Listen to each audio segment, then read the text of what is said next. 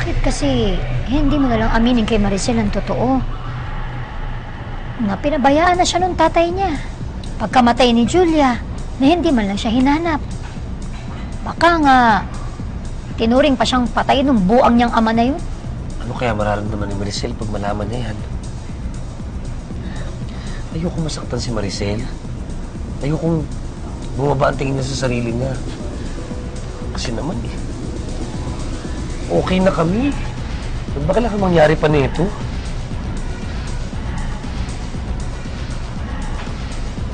Inday? Kailang. Ikaw lang. May alam na sikreto ko. Ikaw ang nagsabi kay Maricel.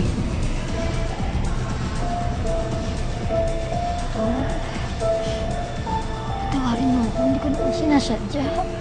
Bibigyan kiti. Halos karugtong nabitukan natin eh. Bakit? Nilaglag mo ko sa sarili ko pang anak. Hindi naman kasi ganun lang nangyari. Wala akong kaibigang traitor.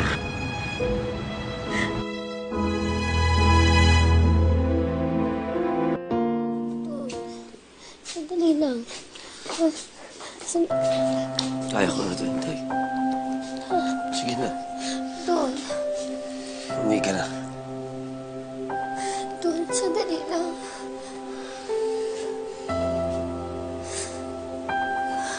Alam ko, laki-laki ng kasalanan ko sa'yo. Pero gusto ko malaman mo. Itong buang na to, kaibigan mo pa rin. Maaasahan mo ko doon. Doon. Sorry na.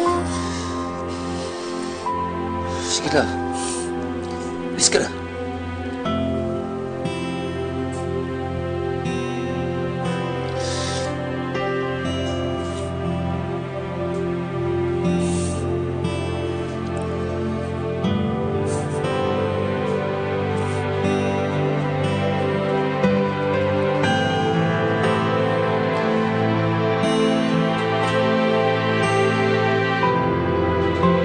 She's a drama queen pa.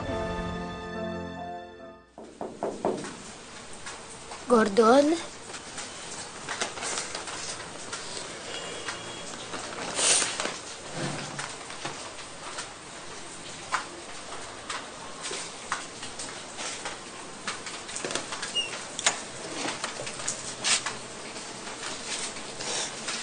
Ars?